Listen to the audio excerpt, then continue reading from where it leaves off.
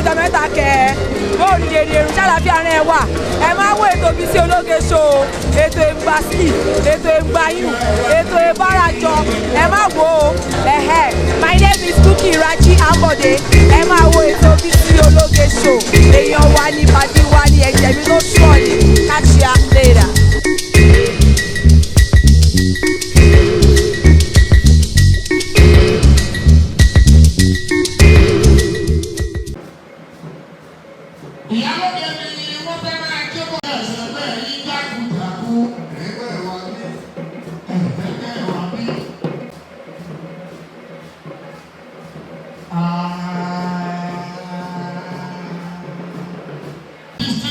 Ladies and gentlemen, it is time to formally announce the arrival of the ever-dynamic Iyalode, the most gallant, resourceful son Akile Ijebu. It is my pleasure to formally declare the arrival of the one and only Iyalode.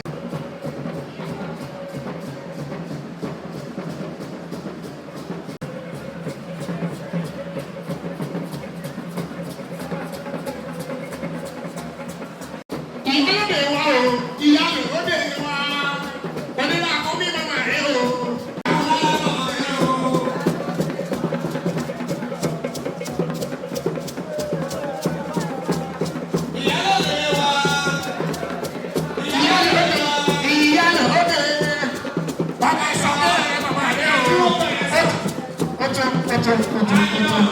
Ayo. Please walk with me.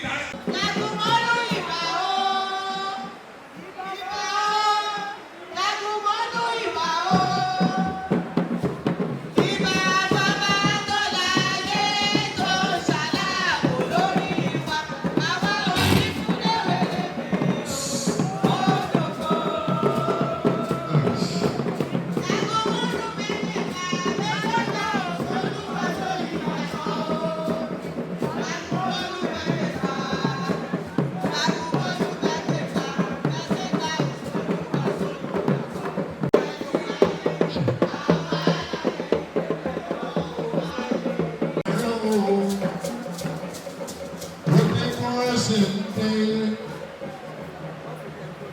Thank you. Àwọn ẹgbẹ́ Jagunmolu Steelers wọn ò ní bàbá méjì tó ju Àwùjalè lọ. Wọ́n kàn fún àwẹ̀ láti ní dèlú ọba. Yes. Wọ́n nígbà ẹgbẹ́ méjì. Tó kọjá His Excellency. Bàbá ẹgbẹ́ ìdùnnú. Àti ọlá. Síkírù. Káyọ̀dé. Adétọ̀nà. À ń kí wọn lè kó tó di pé wọ́n dé. Di ọba lọ́fẹ̀ẹ́. Màmá wa Alhaja Chief Bushirat Bọ́láńlé Ọ̀kẹ́ owó Ìyá ẹgbẹ́ ìdùnnú. Ògúndáyẹ Ẹ̀rọ bí ìyá. Alhaja Khadija Sumorayo Seriki Akéwèjẹ ẹgbẹ́ wọn ni. Pẹ̀lú ògo ní ọ̀dọ̀ Ọlọ́run. Àkí. lójú ayọ̀ wa ọ̀rẹ́ mi ọba wà mí bẹ̀ sí ó wà ní o all the way from US ọ̀rẹ́ mi Ọ̀tún Ìyálóde Jagun Salmat Olúwatóyìn Ṣọ́nibárẹ́. Ọ̀tún Ìyálóde ẹgbẹ́ owó. Mo ṣẹ̀ṣẹ̀ kí Jagun Aminat Adétutù Ọ̀ṣun Badmus tí wọ́n jẹ́ olú ọmọ fún ẹgbẹ́ ìdùnnú. Lára àwọn àlejò tá a lè retí nínú gbọ̀ngàn yìí ní bàbá wa Honorable Ọ̀ṣunsànyà KKO. Honorable Kọ́lápọ̀ Kóredé Ọ̀ṣunsànyà KKO, the immediate member of the House of Rep, Ijebu Central Federal Constituency. Bàbá àwọn àlejò wa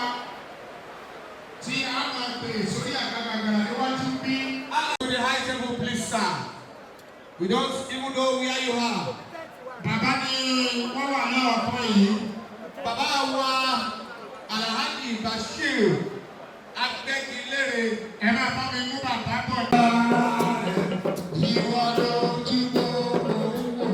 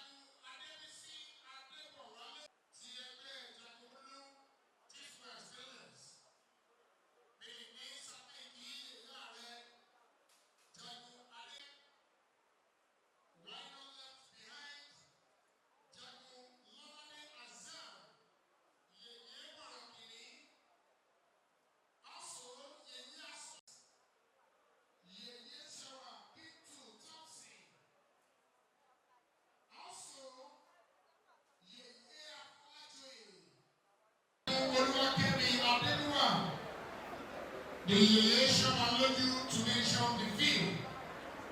I think Opening prayer opening prayer. by Alhaja Jagunmolu Akile.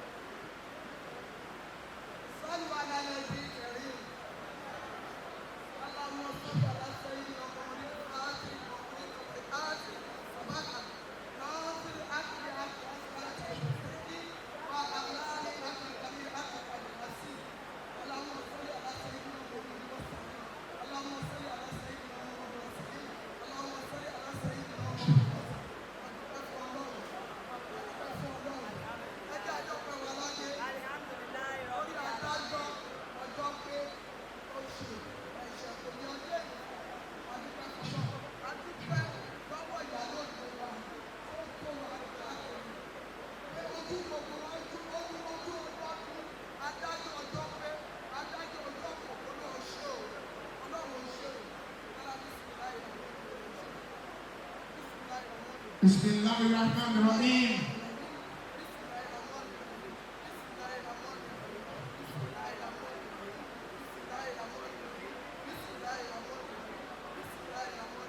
Ẹ jẹ́ kí gbogbo wa máa kọ́ wa pọ̀ sí ọ̀rọ̀ Ọlọ́run.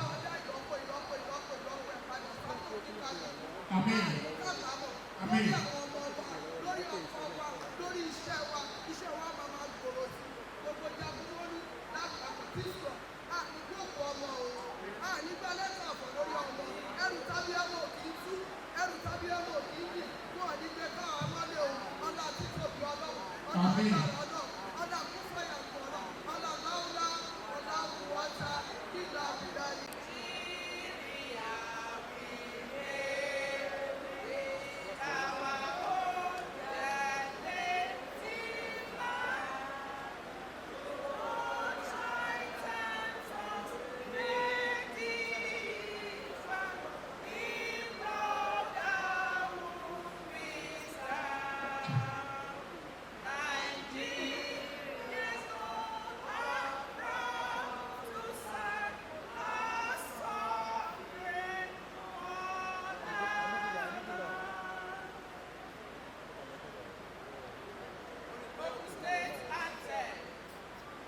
Beautiful,